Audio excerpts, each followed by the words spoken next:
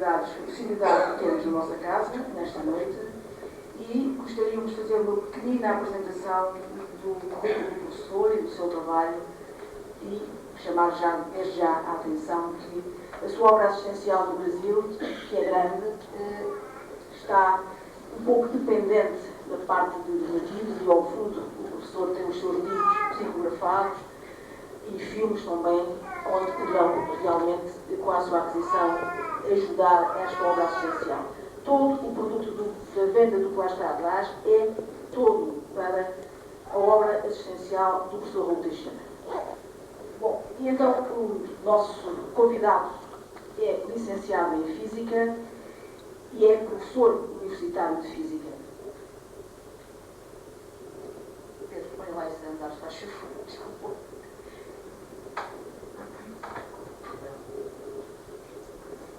Nós temos aqui um sistema para bloquear a passagem, depois, de vez em quando... Ok. Desbloquear ele em cima, Pedro, peço desculpa. Isso, ok. 80, a Sociedade Espírita Fraternidade, da qual é diretor. Através do seu departamento social, o Romance Fraterno, que eu há pouco me referi, é que vai desenvolvendo então a sua obra assistencial para crianças carentes e para os seus familiares, que são apoiados materialmente, mas também moralmente. Enfim, é um palestrante muito solicitado, quer a nível do seu país, quer pela Europa, levando a sua mensagem, já foi palestrante em 40 países, e a sua obra, Pedro recolheu, que este trabalho foi feito por ele, algumas imagens do apoio social e do Romance Fraterno. Eu passo desde já a palavra ao professor Raul Teixeira, desejando que a noite de hoje seja realmente uma noite de fraternidade, uma noite de ensino a todos nós, e que possamos aprender com as suas palavras tudo e o porquê destas situações, das grandes catástrofes e da lei da causa e efeito. Professor, faz favor.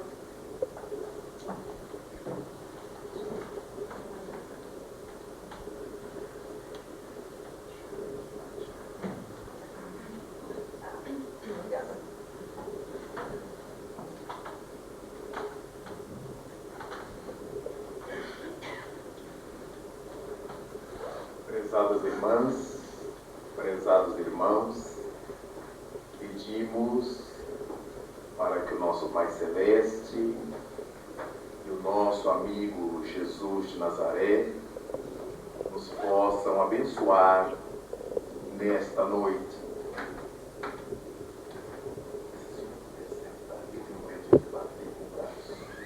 Pode incorporar.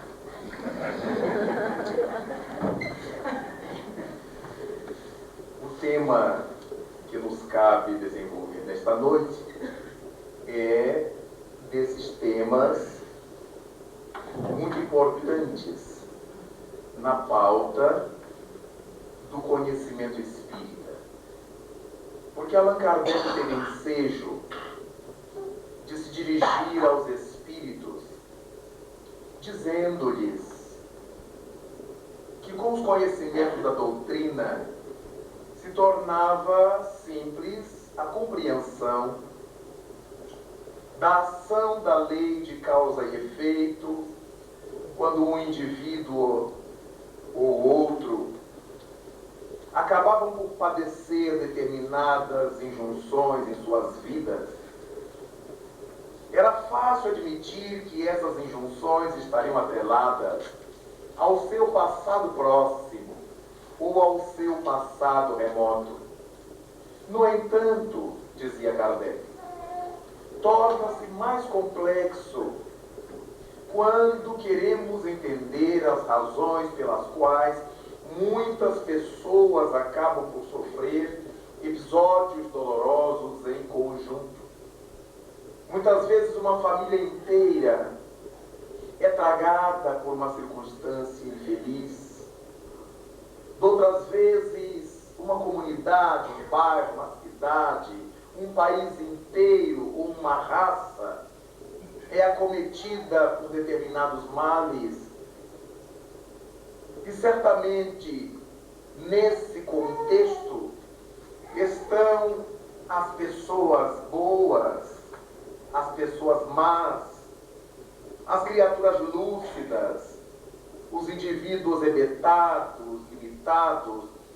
Então, por causa dessa miscelânea de situações, Kardec entendia que para a compreensão geral havia uma certa dificuldade. Diante do seu questionamento, de sua pergunta, uma das entidades do trabalho da falange do Espírito de Verdade veio responder-lhe na Sociedade Parisiense de Estudos Espíritas. O Espírito escreve uma longa mensagem e se assina com o nome Clélia de Plantier.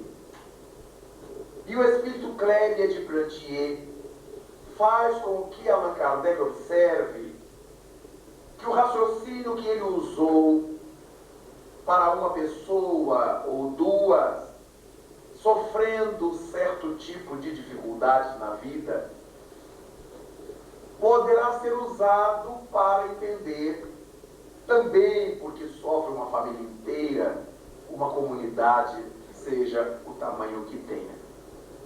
Explicando que cada criatura, cada indivíduo atua dotado do seu livre-arbítrio.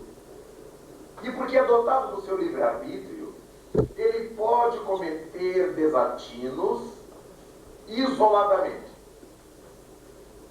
Ele comete seus erros, conscientemente ou não conscientemente, mas ele comete seus erros. Digamos uma pessoa que se decida a usar tabaco, a fumar, e justifica de todas as formas. Eu fumo com meu dinheiro, eu fumo porque eu gosto, eu fumo porque me tranquiliza, eu fumo. Mas ele fuma, é ele que fuma.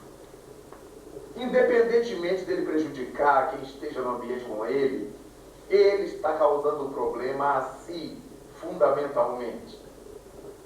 Está destravando as patologias e criando problemas à sua saúde atual e futura.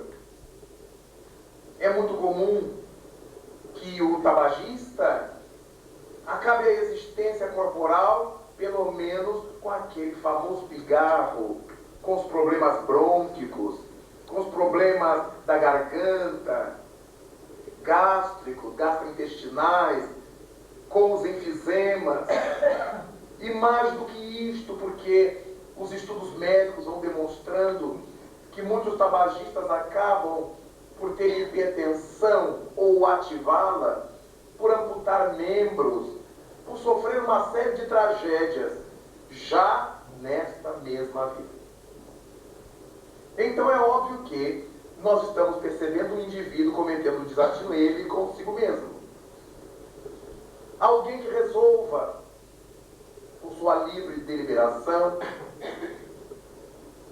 escrever um livro contra alguém, e esse livro acaba por prejudicar esse alguém, ou lançar uma notícia na internet, uma mensagem mentirosa, no sentido de danificar a imagem de alguém, como está em moda hoje. Mas foi ele que fez, ele quis, ele que decidiu. Ele é responsável por esses desatinos. É natural que nesta mesma vida ou no futuro, essa criatura sofra as consequências do que ela fez consigo mesma, ou ela fez por sua livre deliberação. Aquele tabagista, o exemplo que citamos, poderá voltar desde bebezinho, carregando as marcas da asma, da bronquite, do câncer. E as pessoas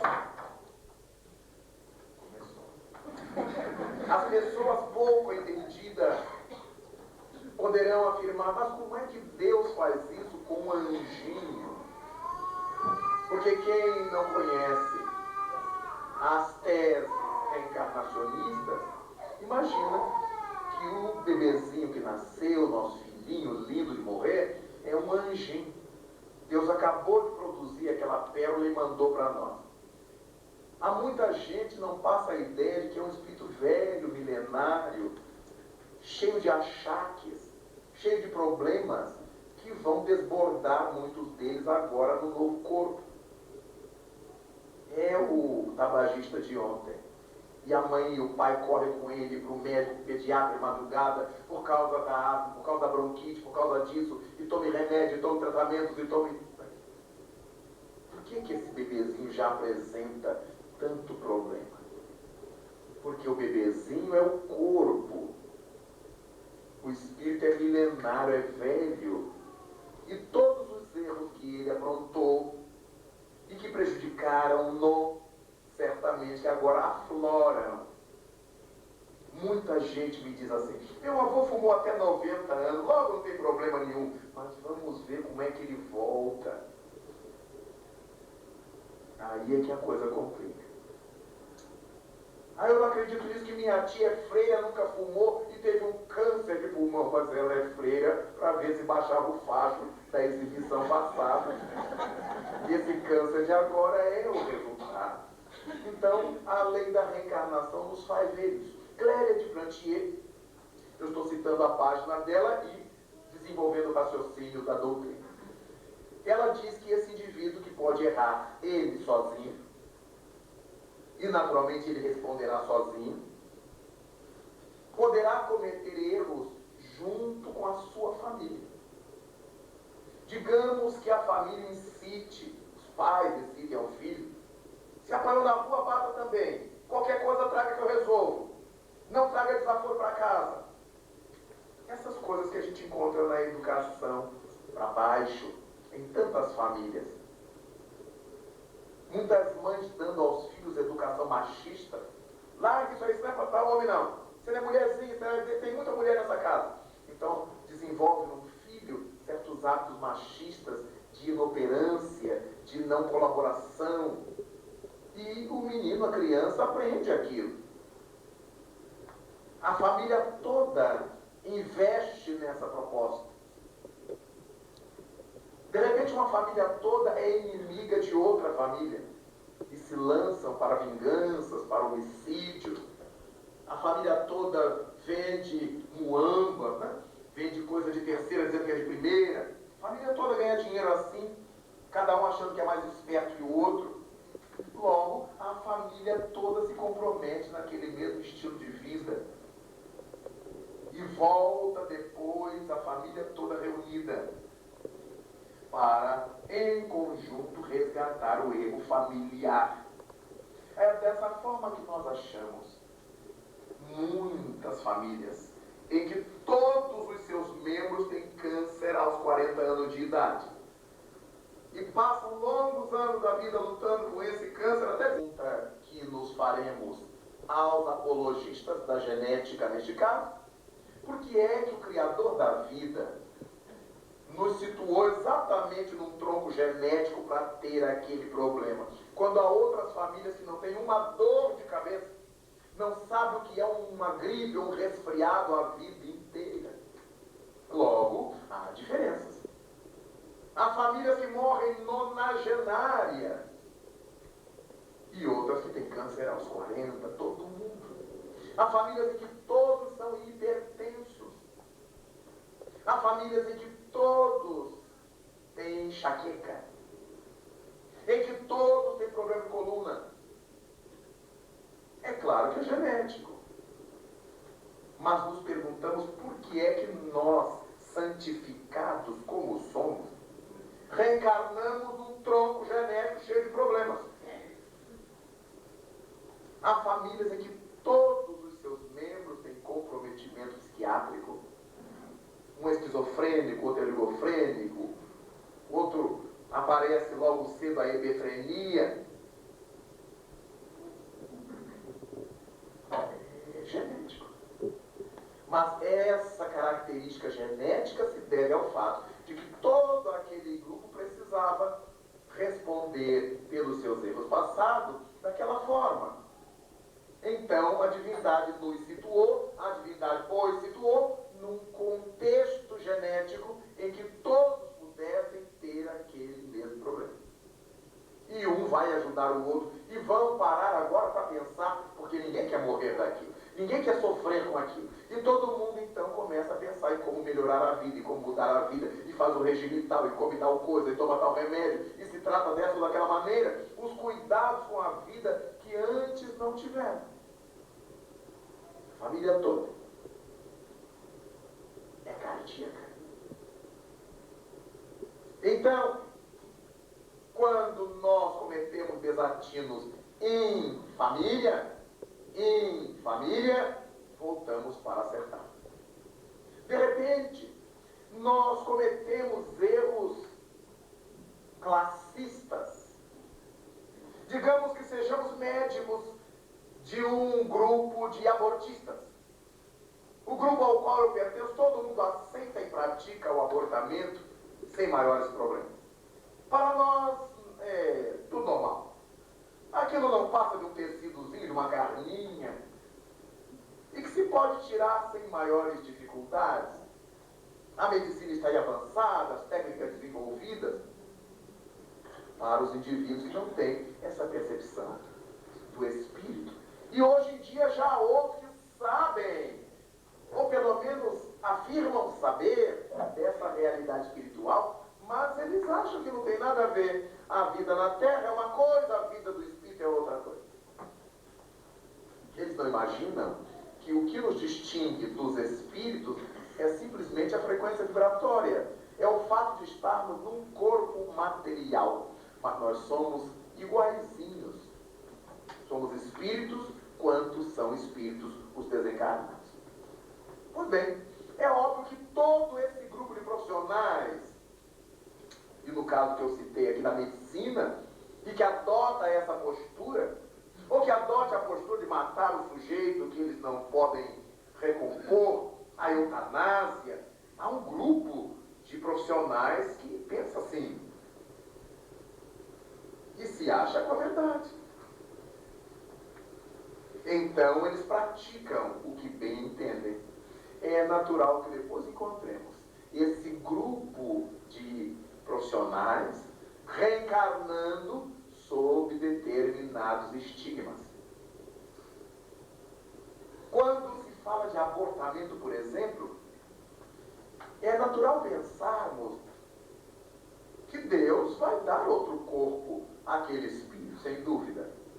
Mas o ato de quem cometeu o aborto, de quem incentivou o aborto, impediu, diz-nos o Livro dos Espíritos, a continuidade de um programa traçado.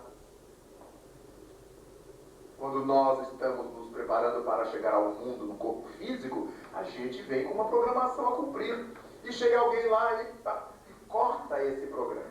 É isso que nos causa problema.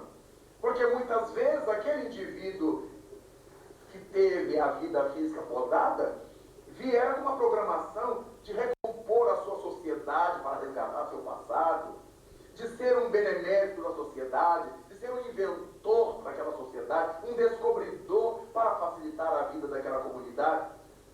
E quando alguém com livre deliberação resolve fazer o abortamento, está interrompendo essa vida física e toda aquela gama de progressos que adviria para aquela sociedade, para aquela comunidade. Então, todas as pessoas que passarem a sofrer em função daquela falta, porque o outro não teve tempo de vir e fazer, essa conta estará sob a responsabilidade de quem colaborou com ela.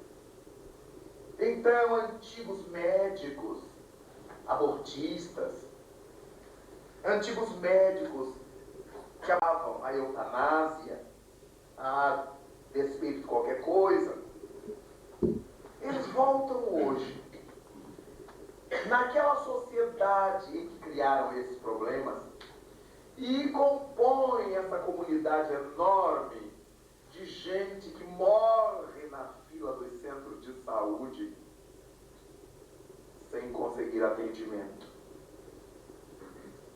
Mulheres que têm os filhos desesperadamente em casa, na rua, sem a oportunidade do socorro. Mulheres que renascem e têm problemas sérios de placenta prévia, de placenta rota, de útero frágil.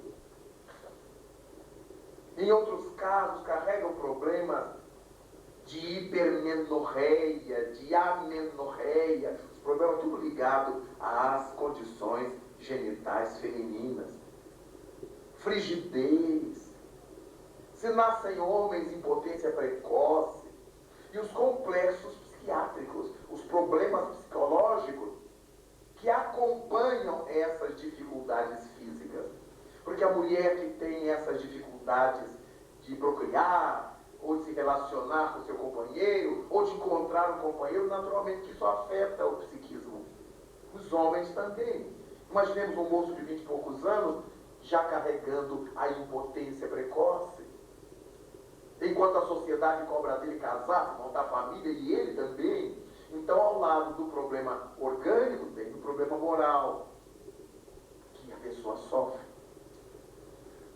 Quando falamos de abortamento, não vem para a Terra sofrer apenas as mulheres que permitiram que fosse feito o abortamento, mas os médicos, os enfermeiros, vêm os familiares que incentivaram, aquele marido que incentivou: se você não tirar essa criança, eu te largo, eu vou embora. O namorado, que era todo livre, mas na hora não quis assumir. Era liberdade só para fazer, mas não para assumir.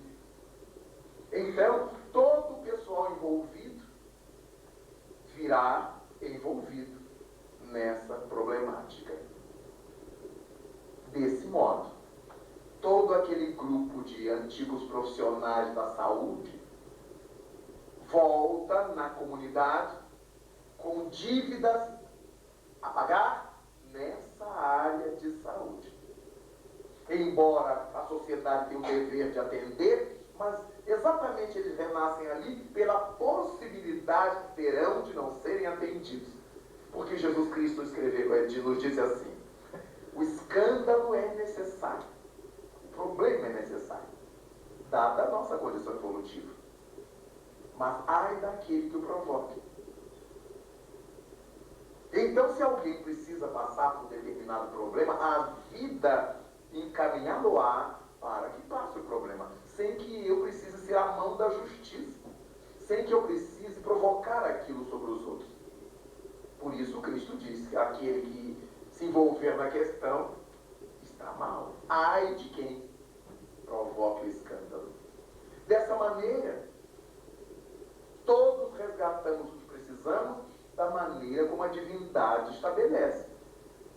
Para que eu pague um erro cometido, eu volto com problemas em mim. Eu carrego um problema social que ninguém tem culpa. Eu desencarno numa explosão, um afogamento, numa chuva forte, num tremor de terra, na erupção de um vulcão, em que ninguém fica responsabilizado pelo drama que eu passei. É a natureza se movendo e eu resgatando o que eu devo. Mas se chega alguém e bota uma bomba onde eu estou para explodir tudo, e não espera o vulcão, e não espera o tremor de terra, é claro que esse que pôs a bomba fica responsável por essas mortes. E ele cria um problema para si. Se for um grupo de pessoas pensando do mesmo jeito, o problema está criado para um grupo de pessoas que volta. Então nós ficamos pensando, quando falamos, por exemplo, que Hitler, há 60 e poucos anos, matou milhões de judeus. Isso não é verdade. Hitler deu a ideia que centenas de generais dele aceitaram. Então não foi o Hitler que matou. Hitler e os seus sequazes. Porque quando eu recebo uma inspiração, se ela for negativa, eu posso rechaçá-la. Mas se eu a aceitar, eu sou tão negativo quanto o inspirador.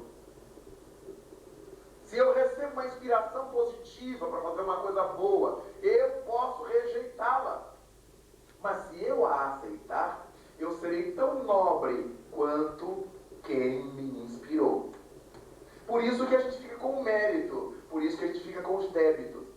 Porque se alguém me diz assim, vai ali e mate, eu digo, que isso? Deus me livre, não sou de matar ninguém. E saio da sintonia. Mas se eu resolvo enrolar, a ideia já não é de queimar Deus. A ideia, agora é minha. E eu aceitei. Eu passei recibo. Eu comprei a ideia. Agora ela é minha. Do mesmo modo, quando um benfeitor nos inspira uma coisa boa e eu vou e faço, o mérito já não é do benfeitor. É meu que aceitei. Eu estou dizendo que eu sou do bem, como o benfeitor o é. Então o mérito é meu.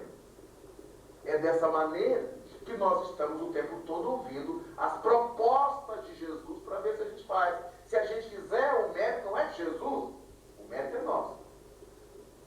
E se a gente não fizer, o pepino também não será de Jesus, será nosso.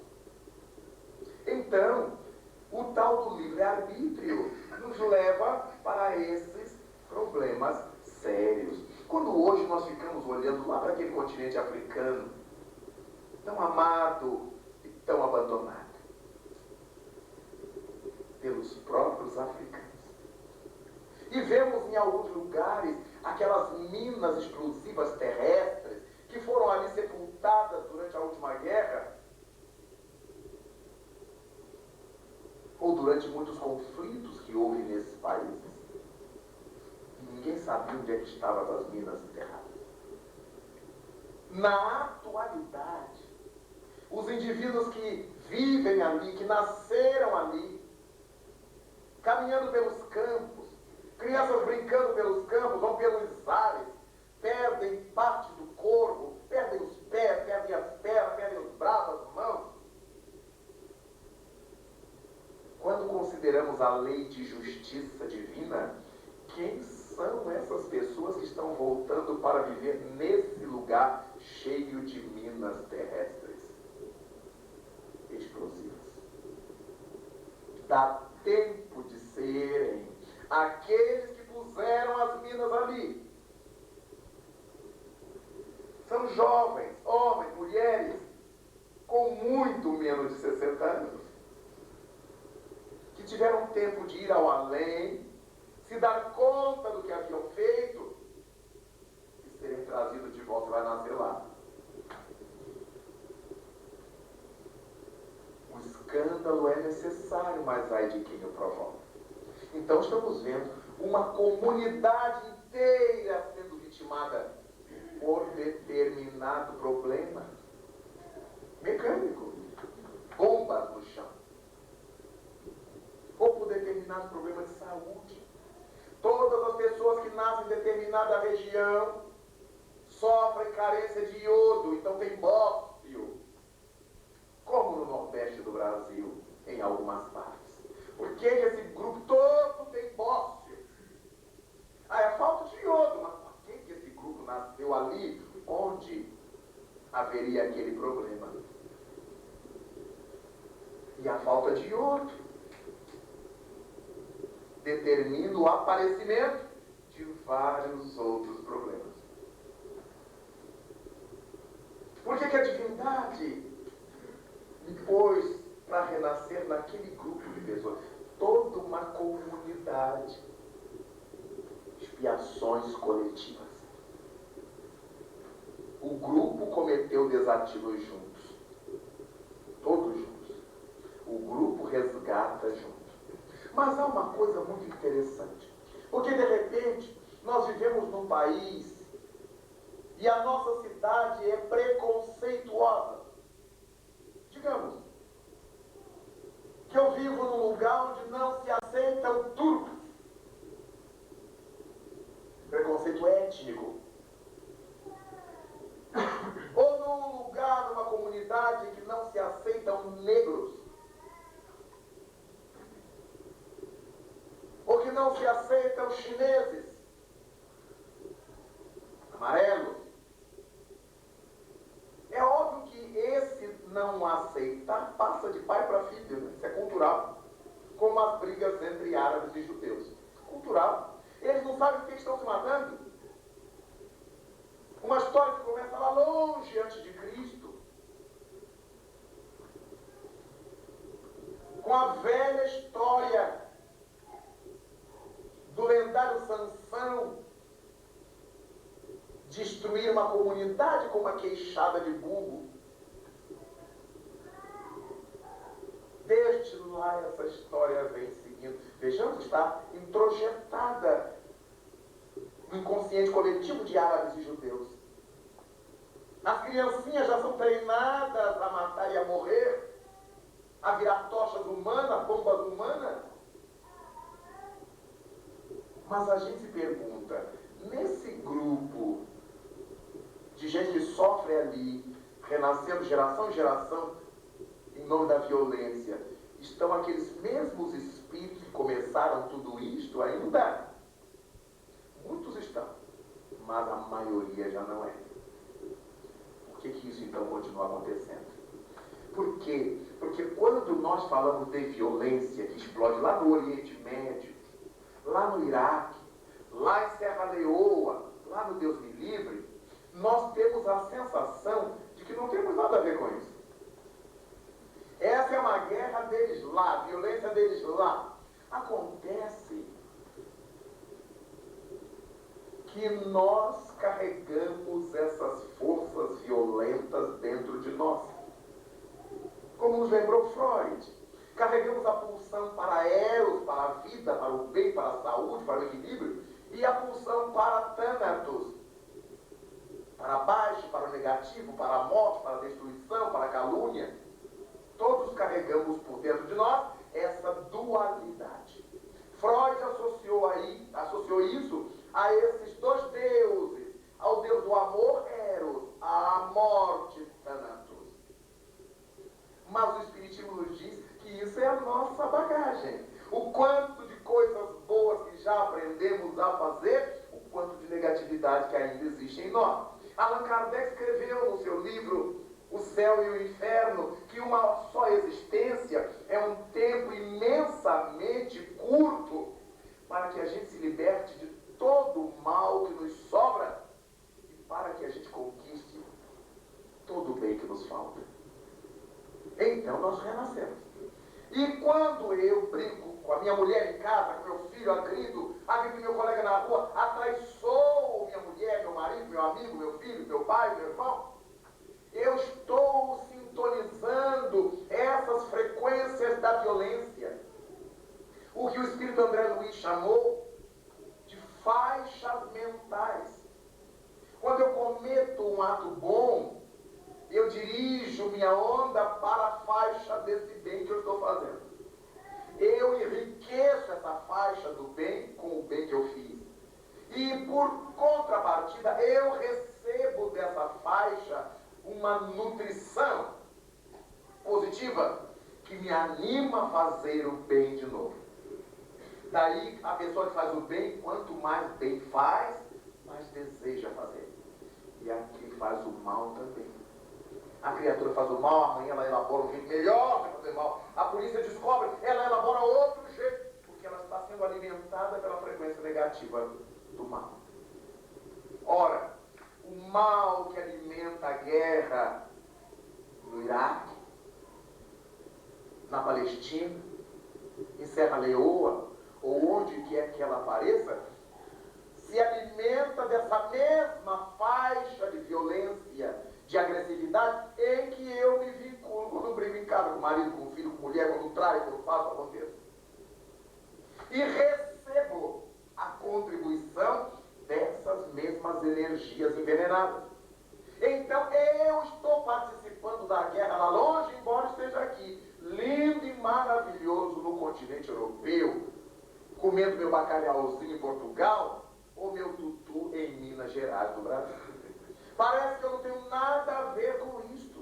Quando eu vejo na televisão, eu digo, esse mundo está muito violento, meu Deus. Miserável, cala a boca. Esse mundo está muito violento. Eu estou aqui na minha violência doméstica e eu falando que o mundo lá fora está violento. E eu alimentando esse ato, ou esses atos violentos. Gandhi já havia dito algo assim: se um único homem alcançar a mais alta expressão do amor, um único homem, isso será suficiente para aplacar o ódio de milhões de homens. Cada vez que a gente vê na Terra esses surtos de violência, podemos identificar quanto ainda nós estamos afastados da lei do amor. Nós todos. Nós todos.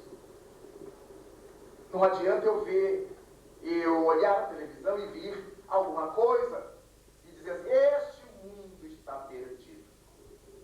Que mundo, cara pálida? Dá a impressão que eu não vivo nele? Só porque eu estou aqui na frente da televisão, eu estou vendo dentro de minha casa as consequências dos atos para os quais eu colaboro, conscientemente ou inconscientemente. Mas dia menos dia eu terei que dar conta da parte que me cabe nesse latifúndio. E é nessa hora que eu sofro um assalto na rua da minha cidade. Mas eu sou uma pessoa do bem. Não, eu não sou. Eu carrego meus surtos de violência, minhas horas de cólera. Eu estou ligado a essa sintonia, por isso que eu sofri aquilo. A minha casa é invadida pelo ladrão. Meu Deus, a gente reza todo dia para o culto do lar. Mas é só naquele dia. A vida não é um culto do Evangelho. A nossa vida não é a carta viva do Evangelho, como propôs Paulo. Então é claro que eu estou nessa sintonia. Ah, mas a bala perdida. Não, a bala não estava propriamente perdida. Ela iria alcançar alguém depois que foi detonada. E quem é que passou na frente? Quem tinha dívida com a lei. Se um único inocente sofresse uma violência dessas, Deus já não seria perfeito. Não pode. Se um único inocente sofrer uma violência dessa no mundo, é porque Deus não é perfeito. Alguém me perguntou oportunamente, e Jesus Cristo? Eu estou falando dos seres humanos. Jesus Cristo tem nada a ver com a gente em termos de evolução. Ele é o Rei Solar. Ele veio à Terra numa missão especialíssima. Então eu não posso me comparar ao Rei Solar. O sapo não tem como se comparar com a estrela. Então é óbvio que, quando falamos em expiações, não estamos nos referindo ao espírito angélico, que não tem expiação, não reencarna mais. Daí, nós começamos a perceber porque é que há problemas que afetam ao indivíduo, à família, ao grupo social em que ele está, ou ao país inteiro. Quando nós olhamos para os Estados Unidos, por exemplo, nosso país irmão, quanta tragédia naquele país em termos naturais. Furacão, tufão, terremoto, tudo acontece lá. Aquela região da Tailândia, meu Deus, toda a tragédia acontece lá. Por que será? Porque aqui Nosso Senhor coloca uma leva de espírito que precisa fazer tal curso, ali que precisa fazer outros cursos. Então aqui existe um vulcão e uma cidade em volta. E várias cidades em volta. Enquanto estiverem ali pessoas que nada tenham a ver com o vulcão, ele fica tranquilinho, adormecido. Na medida que vão chegando ali as pessoas que têm a ver com o vulcão, com a violência, com a morte violenta, com a dificuldade, com o testemunho duro, ele começa a tremer e a vomitar suas lavas. Então nós temos histórias no mundo passado, como a de Herculano e de Pompeia, e temos notícias mais recentes. Do México, do Japão, de vulcões, de tremores de terra, da tsunami. Vejamos que nós nos achamos sobre um mundo em elaboração. Nosso planeta Terra é muito verde, é muito novo. Tem uma camada sólida muito fina. E ainda no meio do planeta, uma massa líquida enorme. E a divindade, então, os arquitetos divinos, instalaram no dorso do planeta umas válvulas de escape para que o planeta não estourasse em 1000 pedaços pela pressão do magma, da substância líquida lá do meio. Então a divindade colocou algumas válvulas de escape chamadas de vulcões, para que a pressão interna não faça o planeta arrebentar-se. Aquela pasta mais fina vaza e começa a escorrer por ali o magma que precisava escorrer. Daqui a pouco para e estoura agora o vulcão do outro lado da Terra, em outro lugar, para ir mantendo o equilíbrio dessa bólide no espaço. Mas essa camada líquida que está no centro do planeta tem por cima dela as placas rígidas, as que já solidificaram, e que a geologia chama de placas tectônicas. Imaginemos um surfista se equilibrando na sua prancha em cima das ondas que se movem. Ele vai e ganha prêmio se ele conseguir fazer isso. Essa camada sólida da Terra funciona como um desses atletas sobre a prancha, equilibrando. Mas chega um dia que o surfista cai na água. Há um dia em que uma dessas placas se move mais rapidamente ou se parte. Tudo que está em cima dela se move. Se ela estiver debaixo do oceano, toda a massa líquida se move com aquela força com que o fenômeno aconteceu. E as ondas que se formam lá embaixo, elas vão se potencializando até chegar em cima, elas são gigantescas. E nós as chamamos assim tsunamis, superondas. Mas pode ser que essas placas se partam ou se movimentem bruscamente em outra parte. E nós temos os tremores de terra. E tudo que estiver em cima parte, cai, dependendo da intensidade que hoje a ciência mede por meio da escala Richter. Quanto mais alto o grau, mais violento o tremor, o terremoto. Então nós começamos a ver que nenhum de nós está fisicamente seguro em cima deste planeta. Mas há pessoas que nascem, crescem e morrem sem nunca terem sofrido uma sacudidelas, sem nunca ter visto a onda do mar, muito menos de tsunami. Então essas criaturas têm outros tipos de acertos a fazer com a vida. Mas há outras pessoas que acabaram de arrumar a casa, ela treme de novo. Acabaram de comprar tudo que a água levou e da água volta e carrega tudo de novo.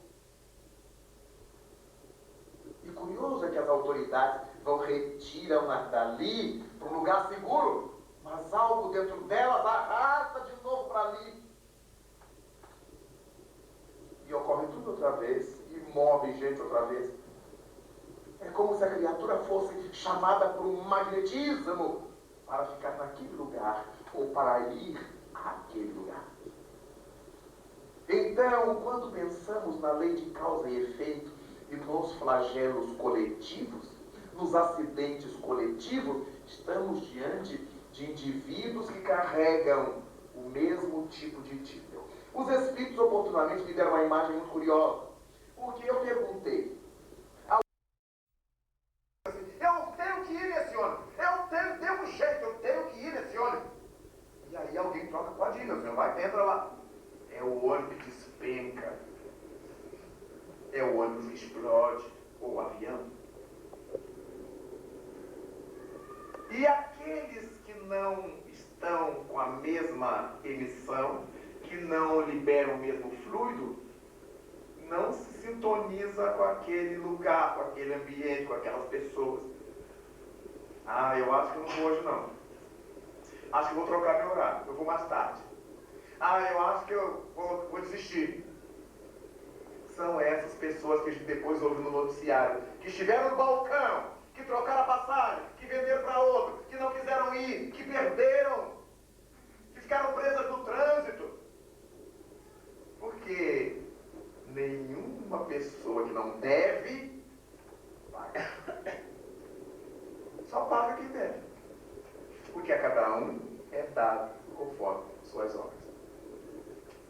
Quando a divindade reunir, por exemplo, como falei no começo, todas as pessoas que cometeram abortamentos para que resgatem em conjunto, elas não cometeram abortamento juntas. Eu fiz aborto nela, ela fez aborto em mim, eu fiz aborto nele, ele fez aborto em mim. Não, são os aborteiros de todo lugar, que renascem ali naquela região, onde, por exemplo, vai haver uma energia decorrente dos minerais dali, dos vegetais dali, do psiquismo dali, que vai impor às pessoas desarmonias glandulares, desajustes hormonais. Nós podemos ter isso em função da região em que a gente vive. Quem vive no litoral tem certos problemas, quem vive na montanha não tem. Mas quem está na montanha tem certos problemas, quem está no litoral não tem. Porque tudo isso está matematicamente ajustado pelas leis divinas. A terra e a vida na terra não existe por acaso. Mas não podemos chegar ao desplante de imaginar as minudências já estão determinadas por Deus. Exemplo. Se nós nos decidirmos em fazer uma incursão pela floresta, vamos fazer um passeio ecológico pela floresta X. Todo mundo que entra numa floresta sabe que pode dar com a testa num galho, cair um galho na cabeça, ser picado por cobra, por um inseto. Todo mundo sabe disso. Tropeçar num cipó no chão, se arrebentar, pensar que está pisando no chão, ali é um bocado de folhas em cima de um buraco. Todo mundo que entra numa floresta está sabendo que poderá encontrar tudo que existe na floresta. Se uma serpente nos pica, não cabe a gente pensar assim, na outra encarnação eu piquei alguém. Na outra encarnação eu mordi a cobra. Seria o auge da doideira. Ora, se eu estou na terra e na floresta é lugar desses animais, e eu quero entrar na floresta, eu estou sujeito. Faz parte da condição planetária existir aquele tipo de animal ali. Claro que eu vou, procuro o soro, me trato bem.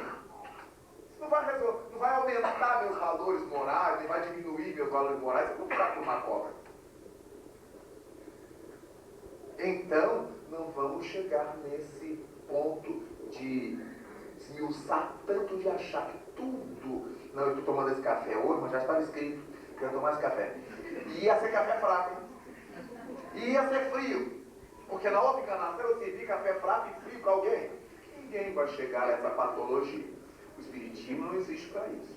As coisas graves da nossa vida é que são determinadas com o nosso renascimento. Os espíritos nos dizem que há 4 pontos que costumam vir delineados para a nossa encarnação. O que a gente chama de programados. Mas são programações que a gente pode mudar. Então eles vêm delineados. O primeiro deles é o berço, a família em que nós vamos nascer. Nós nascemos na família que precisamos. Isso aí a gente consegue mudar. Muito difícil. Mas eu não suporto minha mãe. Mas é a mãe que você merece. Eu detesto meu pai. É o pai que você mereceu. Ai, meu irmão, Deus do céu, ninguém merece. Merece, você merece. Você merece seu irmão merece você. Porque todos estão para crescer. Você está olhando com um olhar de briga e de indisposição, mas a divindade colocou-os juntos para acertar, para harmonizar, para reequilibrar. Então a família é o primeiro item que vem ajustado do mundo espiritual.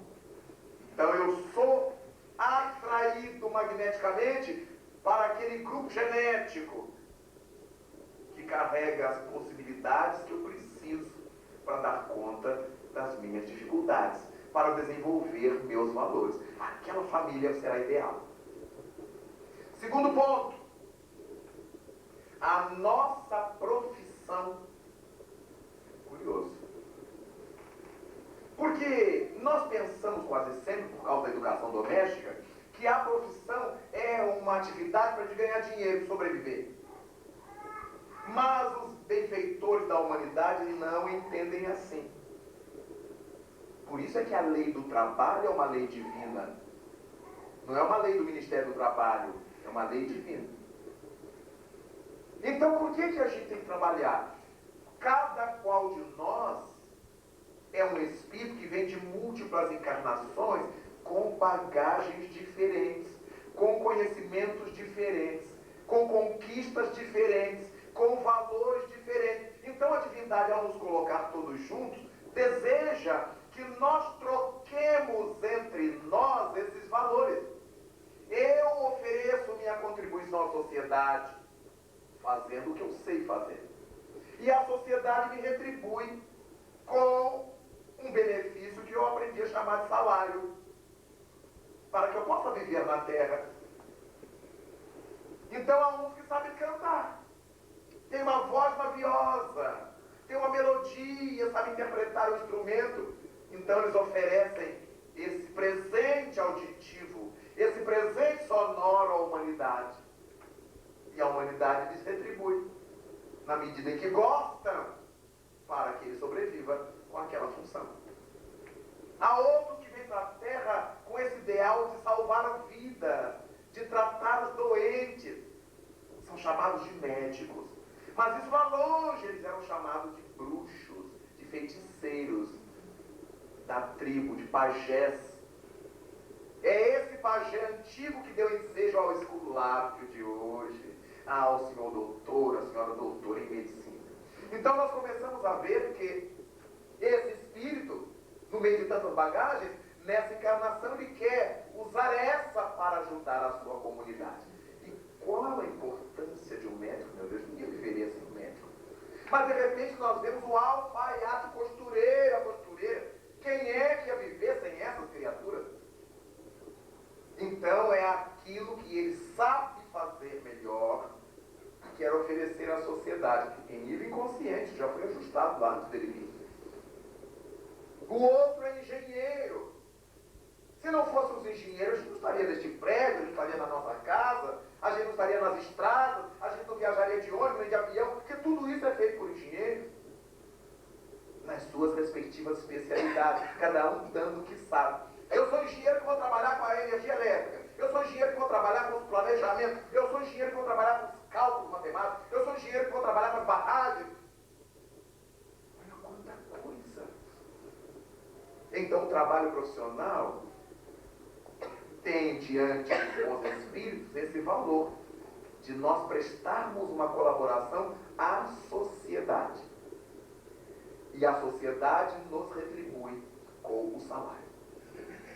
Quando eu penso numa profissão por causa do salário, fatalmente eu serei infeliz ao executá-la. Então eu não trato as pessoas bem, porque eu quero o dinheiro das pessoas, eu não quero me doar a elas. Quase sempre quem faz uma profissão, porque a família obrigou para ganhar dinheiro, para ser importante, tem um hobby ao qual se dedica. Eu tenho no Brasil 2 amigos juízes de direito, que o grande amor deles é no fim de semana, eles não saem do passeio, não lugar nenhum, conserta o sapato da família toda. Cada qual na sua cidade. Eles gostam é daquilo, de ser sapateiro. Entendem tudo de sapato. Visitam feira de sapato, exposição de sapato, compram revista de sapato, e são juízes de direito. Porque na família tem que ter um juiz, não acontece. Então eles foram escolhidos para ser o juiz, mas eles queriam ser sapateiros. Entendem, cuidam, tratam, sabem de tudo sobre sapato. Outro amigo que eu tenho é engenheiro, um dos mais notáveis do Rio de Janeiro. Mas ele não vê a hora de chegar sexta-feira para ele ir para a fazenda dele, porque o hobby dele é a apicultura. Ele ama a abelha. Ele sabe tudo sobre a abelha. Um dia eu cheguei lá e ele me disse: eu vim aqui ver uma coisa linda. É lindo aí.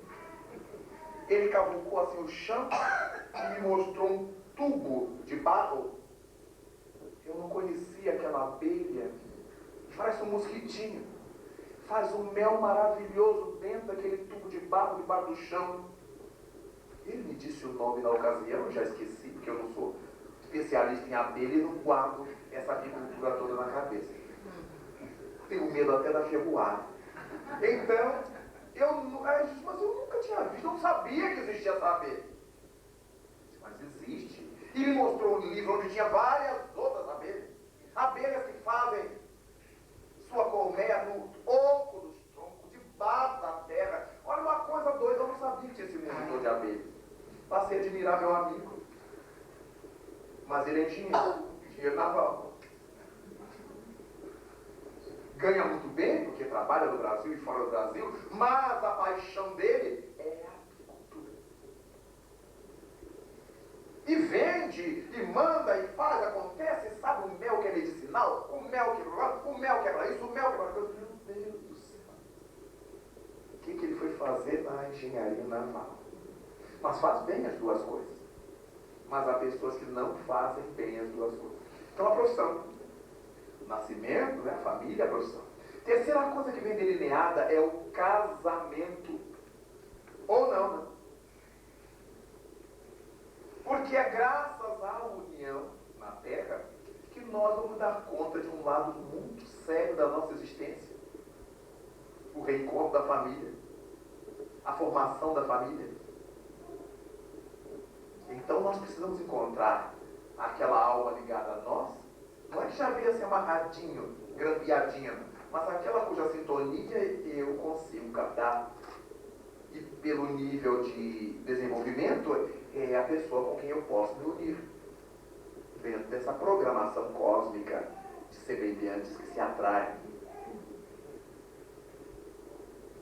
A partir daí, eu tenho a esposa, o marido, os filhos, os pais, em função da estrutura da minha família.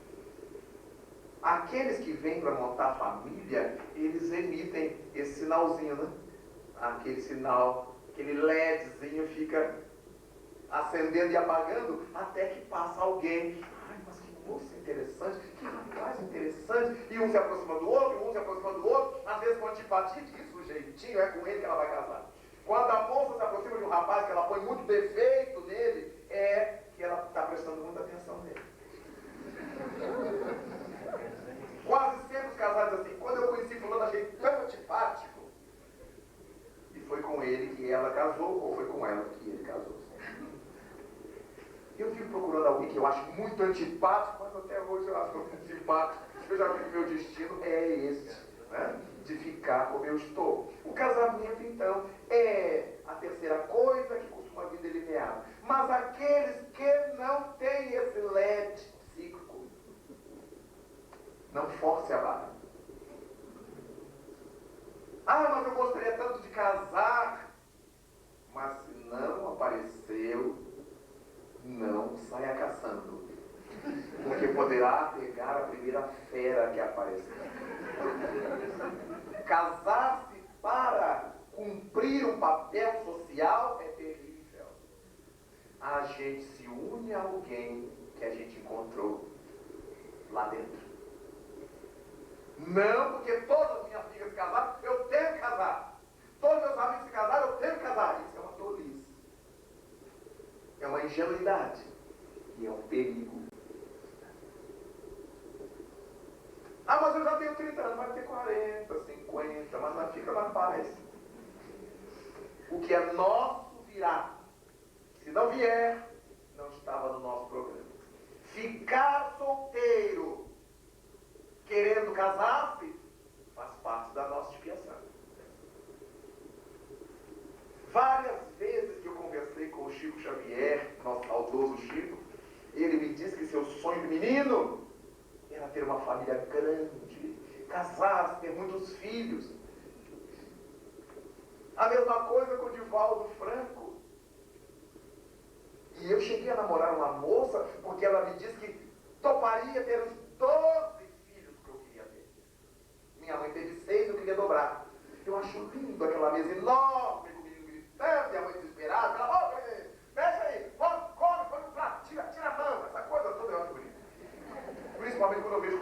gostoso, acho lindo. Mas eu queria ter isso na minha vida. Nosso Senhor achou que eu não devia ter 12, e sim 200. E desse modo, os nossos programas foram mudando. Aquilo que estava na nossa cabeça não era propriamente aquilo que a gente tinha arrumado no além antes de voltar. O casamento, então, está na nossa pauta. E a quarta coisa é a desencarnação.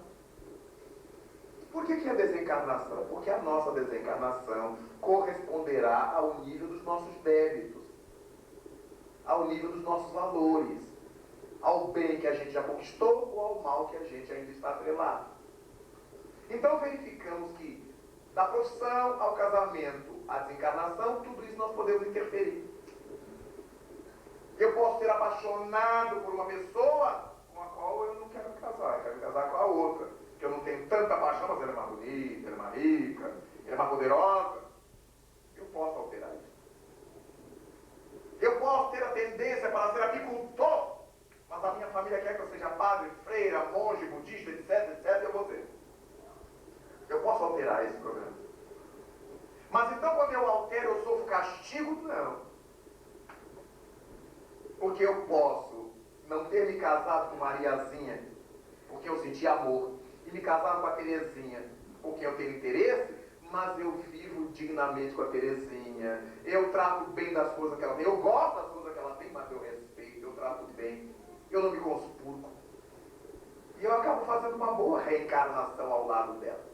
Eu posso não ter me tornado o apicultor que eu queria, mas eu sou um excelente, um honesto engenheiro naval, que cumpre meus deveres, sirvo a sociedade do mesmo jeito. Então não significa que o fato de eu ter mudado de rota, que eu perdi a encarnação. Há muita gente fanática que bota isso na cabeça.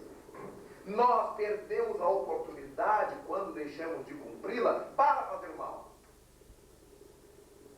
Mas se eu deixo o bem para fazer o bem, eu estou bem. A doutrina espírita reflete o olhar da divindade, que é de misericórdia.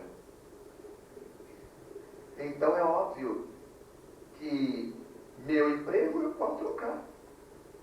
Eu queria muito estudar isso, mas nessa sociedade que eu estou, para isso é que a gente discerne, para isso é que a gente raciocina, para isso é que a gente tem livre-arbítrio, para decidir.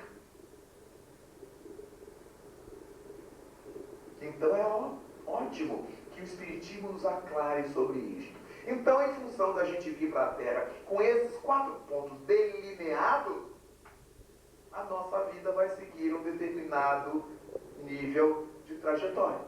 A gente mexe para lá, a gente está andando numa rua, pode ir por uma calçada, por outra calçada, pode andar no meio da rua, mas a gente está naquela rua, não sai daquela rua. Quem mora num prédio, quem está no edifício, pode morar no primeiro andar, no meio, no último, na cobertura, mas está naquele edifício. O importante é que a gente não saia dessa rua do bem, desse prédio do bem. Não importa o andar que a gente esteja, não importa a posição na rua em que a gente se encontra. Porque nós, os espíritas, precisamos desenvolver esse bom senso. De não ficarmos com essa consciência de culpa que a gente trouxe lá das experiências religiosas passadas. Tudo nos dá culpa. E aí a gente ia para o padre pedir perdão, sem tomar passe, para ver se tira a culpa. O Espiritismo não nos incute culpa. O Espiritismo nos incute noção de responsabilidade. Se eu cometi um erro contra alguém, deixa eu ir lá pedir desculpa. Minha consciência está me atormentando, fulano, me desculpe. Eu estava com raiva de você, me chateei, falei aquilo tudo, fiz aquilo tudo. Você me perdoa? Vem me dar um abraço, vem me dar um abraço. Um dia, o Chico contou, do Chico Xavier, eu falo Chico com tanta intimidade, porque eu o conheci bastante. Mas o Chico Xavier, nós estávamos lá, eu fui com uns amigos meus, jovens na época, na década de 70, para estar com o Chico. Era período de férias, passamos um longo final de semana em Uberaba. E lá pelas tantas ele contou, na hora do cafezinho, ele contou que houve um período do trabalho dele espírita em que ele percebeu que um confrade que trabalhava com ele ali no grupo tinha se afastado, entristecido. E ele, Chico, se deu conta de que o confrade tinha se afastado, chateado com ele, Chico, triste com o Chico. E por causa disso o Chico foi ficando triste. Porque os dias iam se passando, o companheiro estava longe e não voltava. Foi ficando magoado, amargurado. E Emanuel, guia espiritual de Chico, perguntou-lhe: o que você tem? Porque esse sentimento está interferindo no trabalho. E o Chico narrou para o benfeitor aquilo que se lhe passava na alma. E Emanuel lhe disse: se você acha que magoou o companheiro, vai lá e pede desculpas. E se ele não aceitar, perguntou Chico, já será problema dele. O seu problema será pedir-lhe desculpa. E o Chico preparou-se. Na tarde atrasada, para não chamar muita atenção, o que o Chico está indo fazer na casa de fulano, ele esperou a tarde cair um pouco mais, e esgueirou-se, chegou à casa do confrade, que era mais ou menos próximo de onde ele morava, já em Uberaba. E bateu a porta, o confrade abriu a janelinha, olhou, era o Chico, abriu a porta. E depois das saudações iniciais, o Chico disse a que tinha ido: eu vim aqui porque eu estou achando que você se afastou, aborrecido comigo. Então eu vim lhe pedir perdão, lhe pedir desculpa, caso eu tenha errado. E deu aquele abraço no companheiro. Aí o Chico contava que ele abraçou o companheiro com todo amor do mundo, e o companheiro ficou duro assim como um dor de pau. Parecia que ele estava abraçando um bambu. Mas o Chico abraçou bem, abraçou e desabraçou, porque o homem não abraçava o Chico, ele só se deixou ser abraçado.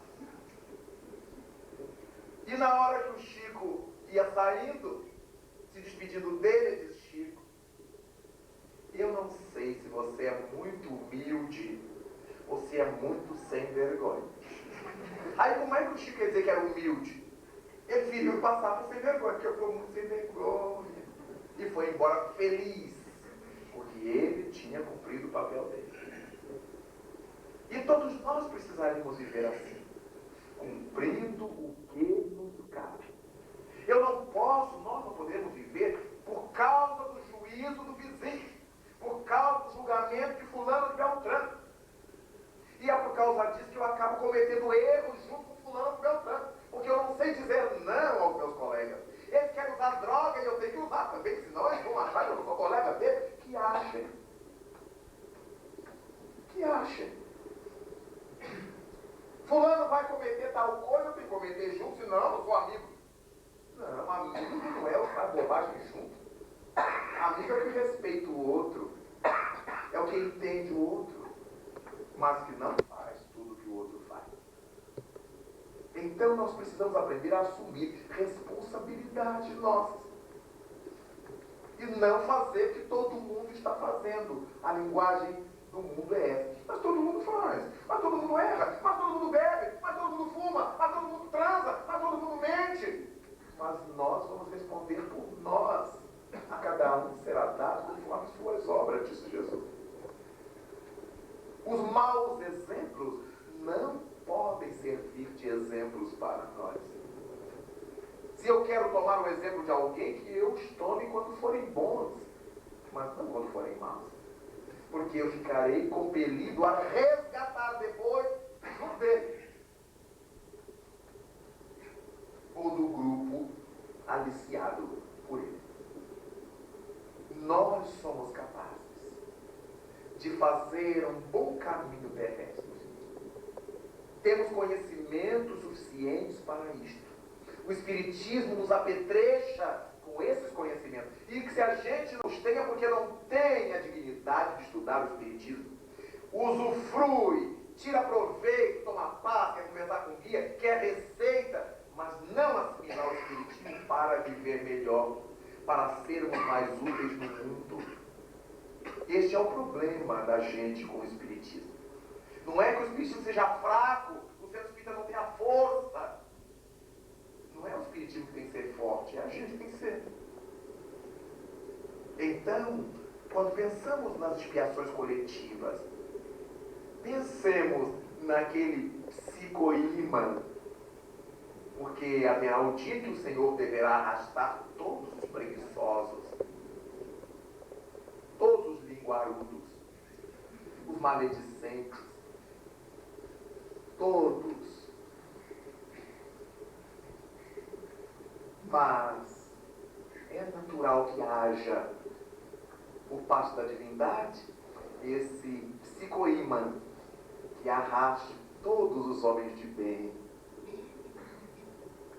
Como disse Jesus, quem é do bem entende a minha voz. Na hora que o pastor chama as ovelhas, todas correm ao seu encontro. Aqueles que amam a verdade entendem a minha voz. Pilatos lhe pergunta: e o que é a verdade? E Jesus Cristo silenciou. Porque a verdade não é uma coisa que se diz, é uma filosofia que se vive para ser feliz. Daí, para nossa conveniência humana, vivemos com todos, mas não copiarmos todos. A cada criatura tem liberdade de fazer ou de deixar de fazer o que quiser. Nós também. É muito comum que as mães nos procurem se queixando dos problemas com seus filhos e nos dizem assim: meu filho se perdeu, professor, por causa das más companhias. E invariavelmente eu lhes pergunto: e o que é que seu filho santo estava fazendo com as más companhias? É porque ele era uma má companhia também para os outros. Muitas esposas me dizem: meu marido passou a beber por causa dos maus colegas.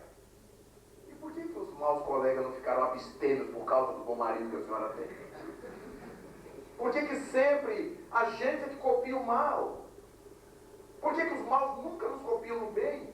Alguma coisa está errada, ou conosco, ou com o bem que a gente finge fazer. Desse modo, nós todos podemos gerenciar bem nossa vida. Foi Cristo que disse que o administrador dará conta de sua administração.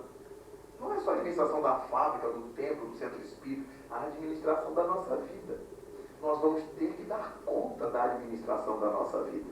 E eu não vou poder dizer: não, senhor, eu caí muitas vezes, todo mundo caiu, né? Eu menti muitas vezes, todo mundo mentiu, né? Eu fiquei preguiçoso em casa, grudado lá no futebol, porque todo mundo fica, né? Isso nunca será justificativa para os espíritos. E é por causa disto, queridas irmãs, queridos irmãos, que Clélia de Plantier trouxe para Allan Kardec, conforme nós encontramos no livro Obras Póstumas, a mensagem Expiações Coletivas, que merece ser lida por quem tem interesse, porque ela abre esse leque das possibilidades, fazendo-nos compreender pouco a pouco, porque é que, sendo indivíduos portadores de livre-arbítrio, nós somos arrastados por essas caudais dos sofrimentos coletivos. Incêndios, explosões, maremotos, terremotos, enchentes. Tudo isto para que nós possamos ser aprovados nesse exame seletivo dos homens de bem. Agradeçamos a Deus a honra de termos conhecido a proposta do Espiritismo, que não nos obriga a nada, que não nos impõe coisa nenhuma, mas que nos expõe todas as coisas. A gente vai se quiser. E a gente vai se quiser. Não é uma doutrina do crê ou morre. Fora do Espiritismo não há salvação, não existe isso. O que nós aprendemos com a doutrina espírita é que fora da caridade, do amor, do bem que se faz, não há salvação. E a partir daí, nós todos caminharemos passo a passo, como a gente aguentar, como a gente puder. Se eu tenho um companheiro que tem passos rápidos, está na minha frente, tudo bem, um dia eu vou alcançá-lo, porque onde ele vai chegar, todos nós chegaremos um dia. Se eu puder andar mais rapidamente, deixa eu me adiantar, porque eu já terei chance de ajudar muito mais gente se eu me apetrecho de recursos antecipadamente. Mas se o meu cansaço, minha limitação, minhas impossibilidades íntimas não me deixam correr, andar rápido, deixe-me andar como eu consigo, pois eu vou chegar lá do mesmo jeito. Quando agradecemos a Jesus Cristo porque estamos aqui na terra, iluminados por esse sol de amor que se chama Espiritismo, com todas as ferramentas para sermos pessoas diferentes do que somos, é tempo de nós agradecermos a Jesus, ao Criador, a esses Espíritos amigos que nos acolitam, que nos apadrinham, que interferem nas nossas vidas para que nós não caiamos tanto. Dizer a eles,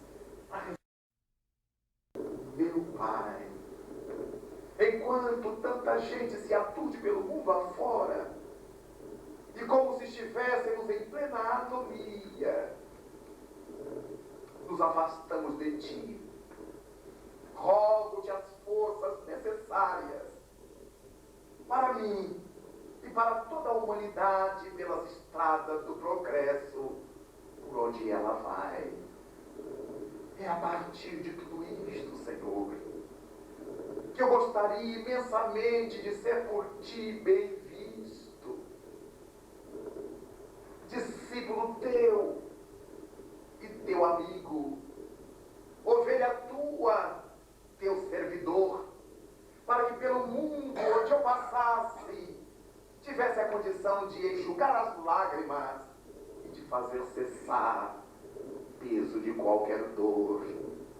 Meu Deus, meu Deus, quando olho sobre nós todas as constelações, quando sinto abraçar o meu amigo, o pulsar do seu bondoso coração, eu penso no coração das alturas, na força do bem, nessa notável estrutura que Tu nos deste para que aqui vivêssemos a terra.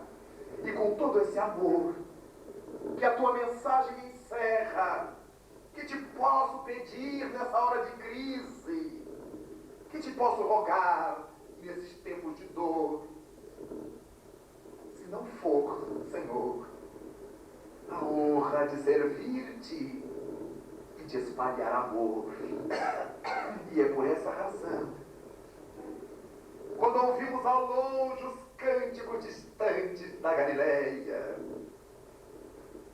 quando escutamos as trombetas da Era Nova, as lições do Espiritismo que nos ajudam nas provas, só temos então é que Te agradecer pelo Teu Natal, por teres vindo ao mundo, por esse amor tão profundo, por essa assistência, por esse acompanhamento. Obrigado, Senhor, porque penetras o meu sentimento.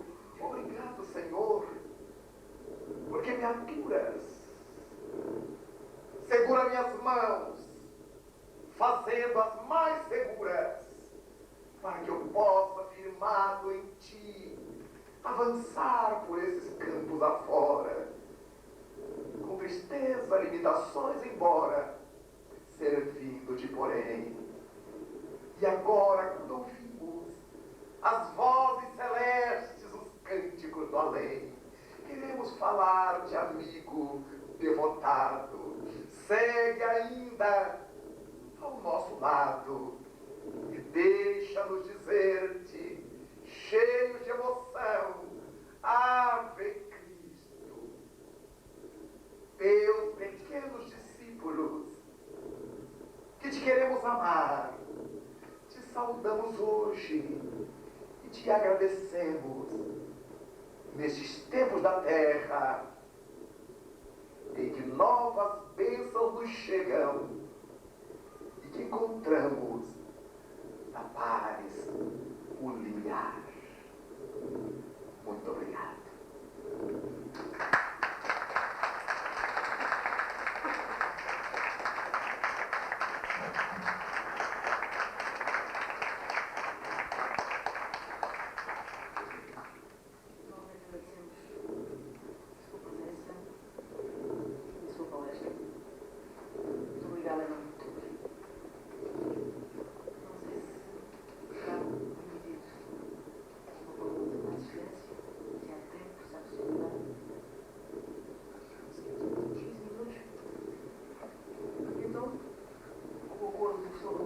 15 minutos. Há 15 minutos de esclarecimento, de uma forma diferente da assistência. Se alguém quiser fazer alguma pergunta curta, precisa, concisa, objetiva, o professor fará o favor de responder. Quem quiser falar, levante o dedo para nós podemos lá levar o microfone.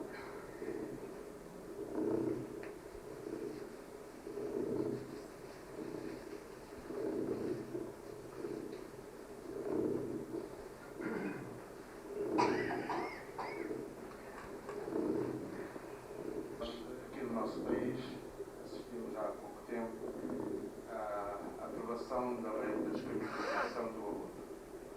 A pergunta que lhe faço é, será que essa lei é condizente com as propostas do Espiritismo ou temos a liberdade de poder fazê-lo ou não? E se essa lei é permitida ou não? Não sei se me fiz entender. Era essa questão. Esquecer que existe um rol enorme de leis humanas que nada tem a ver com as leis divinas. Não é pelo fato de um crime tornar-se legal que ele se torna moral. E nenhum espírita de juízo se perguntará: eu posso fazer aborto já que é legal? Pode. E depois aguente, porque o psicoímã vai passar. É muito importante que nós tenhamos maturidade, como disse Allan Kardec, para entender se o espiritismo é necessária a maturidade do senso moral. Porque daqui a pouco se legaliza o uso da maconha, e os espíritas, não vou usar porque é legal. Mas é imoral, continua sendo um vício. Do mesmo modo que a cachaça é livre venda, mas é um vício, é uma droga. O cigarro se vende livremente, legalizadamente, mas é uma droga. Imaginemos o abortamento, matar uma pessoa. O Espiritismo tem uma proposta de reeducação, de apoio, de ressurgimento de toda pessoa que se envolveu em caso de abortamento, mas não incentiva.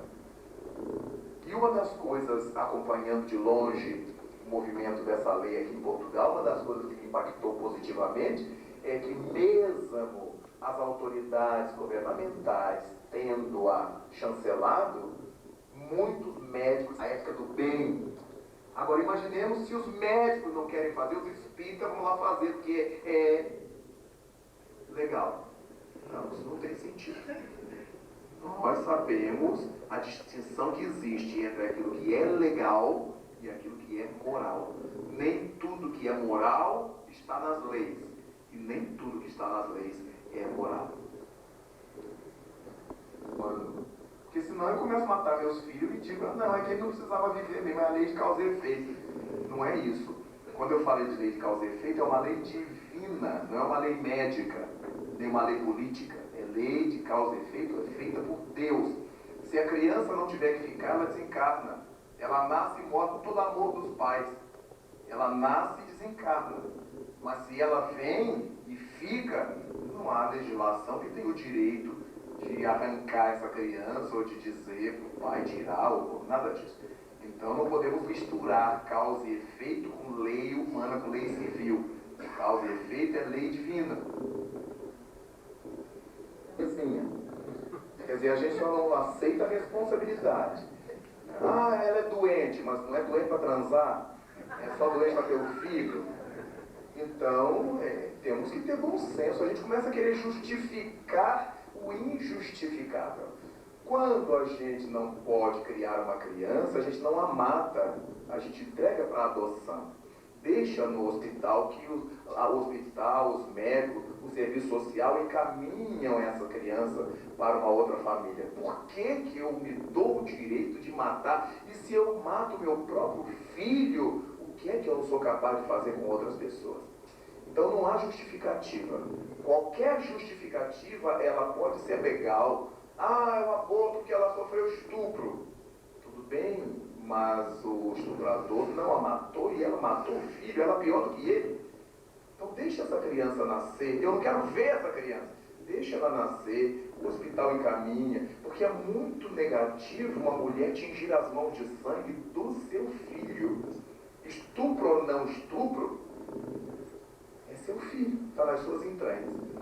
Então, sem entrarmos no mérito das discussões ético-filosóficas, familiares, etc., mas estamos analisando, grosso modo, a legislação divina que está em nossa consciência. Matar é crime. E não há nenhuma alternativa para a gente poder matar sem ser crime o ser humano. O mandamento, desde Moisés, é não matarás, ponto. Aí a gente fica inventando, não, mas quando a moça, quando a mulher é vítima, tudo bem, ela já foi vítima. E matando a criança, ela deixou de ser vítima, ela deixou de ter sofrido estupro, ela que sofreu uma violência, agora sofre duas. A primeira violência foi a do estupro, a do segundo é do aborto. Só que a do estupro ela não foi culpada agora, mas a do aborto ela foi. Então vejamos que chumbo trocado não dói. Ela foi violentada, ela faz com uma violência maior, porque ela matou seu filho. É complicado isso. Então a gente não tem que ficar inventando desculpa para fazer o mal. Eu tenho que buscar força para fazer o bem. Na nossa experiência de vida em minha cidade, meu país, muitas crianças nasceram por eu falar isso. Eu dizia para as mães, nós cuidaremos do seu filho, mas não mate. Deixa ele nascer, depois nós cuidamos. Foram bem uns 18 meninos. Desses 18 meninos para 19, que um desencarnou logo que nasceu. 5 mães depois que escutaram o chorinho dos seus bebês, que viram seu bebê, não, professor, eu não quero dar meu filho. Eu estava enganado. Agora, depois desse tempo todo, eu amo meu filho. Porque íamos fazendo um trabalho semanal sobre os filhos, sobre o amor, sobre a vida. De repente, esse filho que chega numa hora tão transida, tão dura para a mulher, será seu arrimo no futuro. Será seu apoio no futuro. Quando ninguém mais ligar para ela, aquele filho é que será o seu arrimo. Eu vi, em dada ocasião, os benfeitores organizando a reencarnação de um senhor, pai da jovem que ia ficar grávida. Ela sonhava com seu pai, tinha saudades imensas do seu pai. Longo trecho de sua vida ela foi criada pelo pai porque ficou órfã. E então o pai desencarnou, ela entrou em pânico. Então os benfeitores organizaram a vinda do pai através dela. Ela ia identificar naquele filho um amor tão grande, mas em virtude de delitos passados do seu pai, ele viria à terra numa condição meio estranha. Essa moça sofreu uma violência na família. Engravidou. Os espíritos ligaram o pai dela. Se ela tivesse tido a paz de orar a Deus, Senhor, me dê força para eu decidir o que eu vou fazer, ela teria captado aquela vibração que era do pai dela. Ela entrou num desespero, num pânico, e a família, e tira, como é que você vai tirar esse filho? Como é que você vai tirar esse filho? E os benfeitores trabalhando com ela durante o sono, para ver se ela deixava a criança para rever o pai. Até que ela tirou o filho. E os benfeitores conduziram o pai para outras experiências. Ela teria o apoio para a vida inteira do seu pai. E o filho vai identificando a mãe, vai identificando aquele ser querido. São esses casos de amor, de um filho por uma mãe, de uma mãe por um filho, que um dá apoio, é ele que banha a mãe, é ele que dá comida à mãezinha quando ela está doente, quando ela está velha. Meu Deus, que amores são esses? Há amor de evolução, há amor de integração, mas é o amor, paciência. De modo que, qualquer que seja a circunstância que tenha levado a mulher à gravidez, não mate seu filho, deixe nascer. Diga de antemão, não quero saber. Ofereça seu ventre como se fosse um ventre de aluguel. Depois que nascer, eu não quero nem ver. Mas não mate. Ao longo dos 9 meses lunares, A divindade vai trabalhando a mente da mulher. A sociedade vai mostrando coisas belas a ela. Ela vai sentindo emoções inusitadas. Possivelmente, quando nasce esse bebê, ela não tenha mais coragem de dá-lo. Matar nunca, minha gente. Não existe possibilidade da gente matar e viver feliz. Não há. Todas as vezes que a gente mata, a gente carrega essa morte conosco.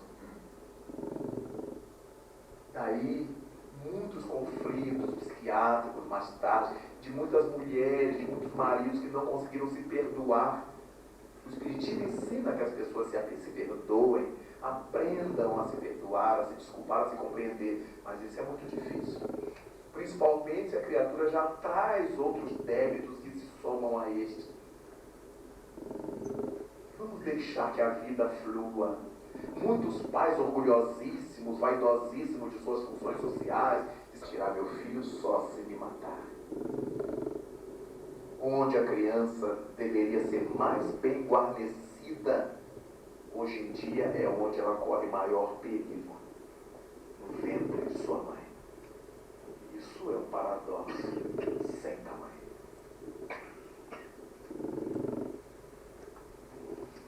Possível referendo sobre a eutanásia em Portugal, ou pelo menos já se está falando sobre isso. A minha questão é a seguinte: nós percebemos como espíritas as consequências do ato de eutanásia.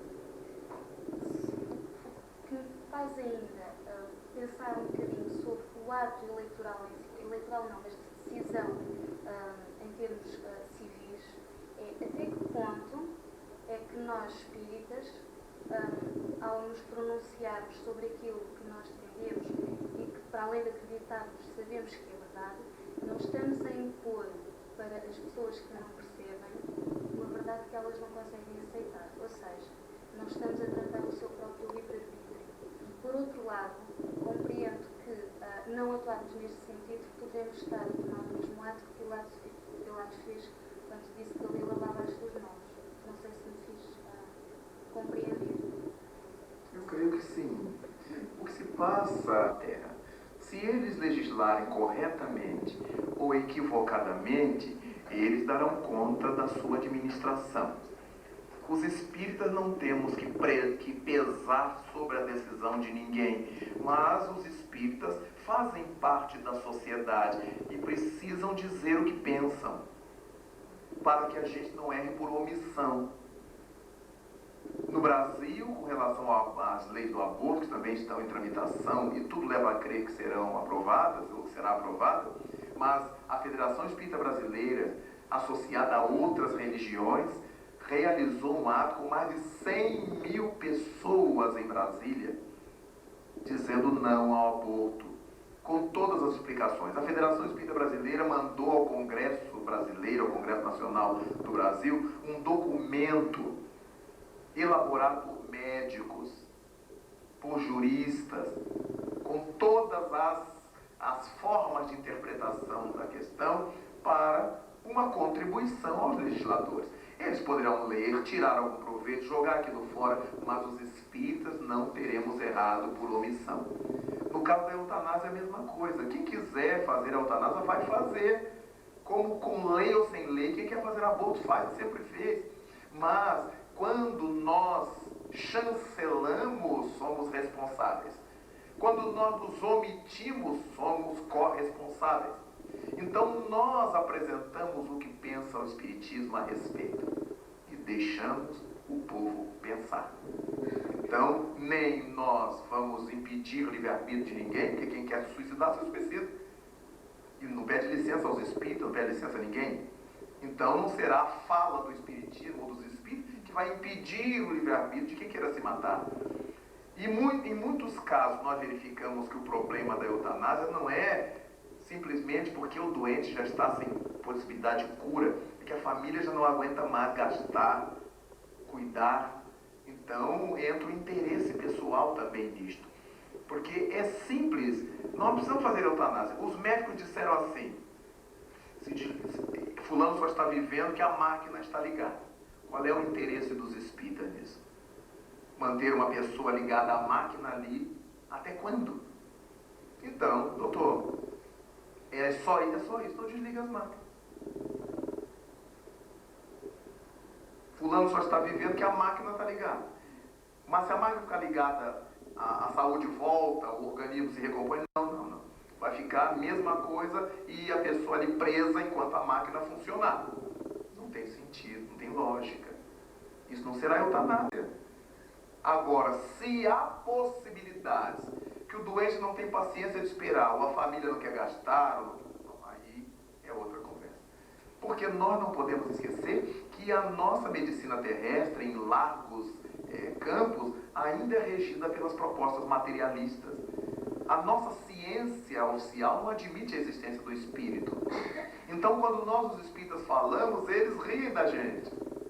Mas os espíritas estão falando, porque os católicos também falam, e eles não acreditam no espírito do mesmo jeito. Os protestantes também falam, eles não acreditam no espírito do mesmo jeito.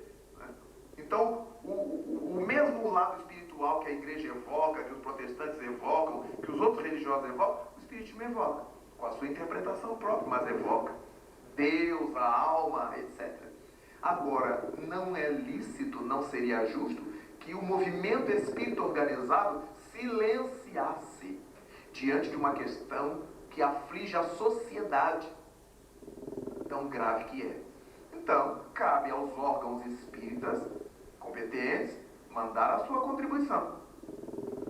Agora, não vamos ficar na porta de quem quer fazer o aborto, ou quem quer fazer a eutanásia, fazendo pressão ou terrorismo. Não.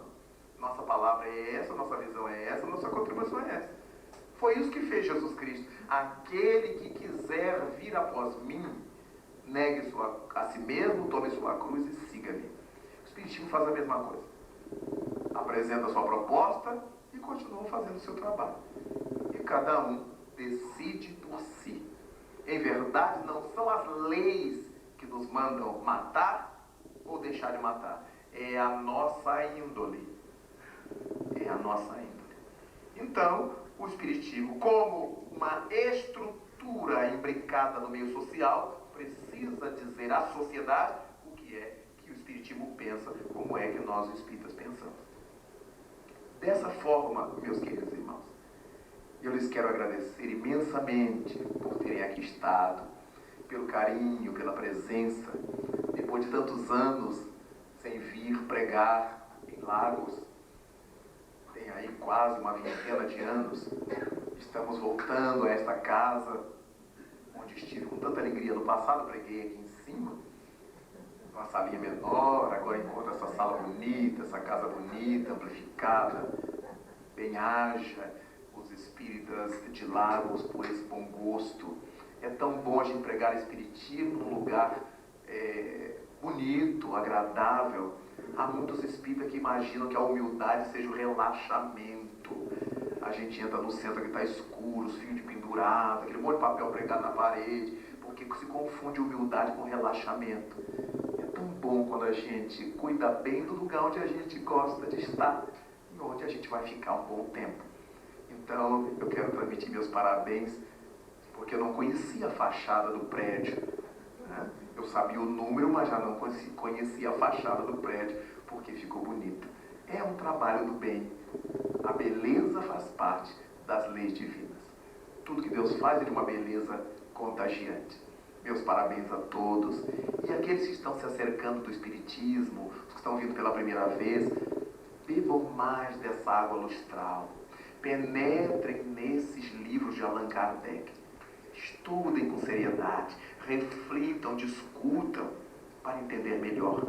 E que Ele, o nosso Mestre Jesus, nos abençoe, nos conduza aos nossos lares e nos dê a paz de que necessitamos. Muitíssimo obrigado.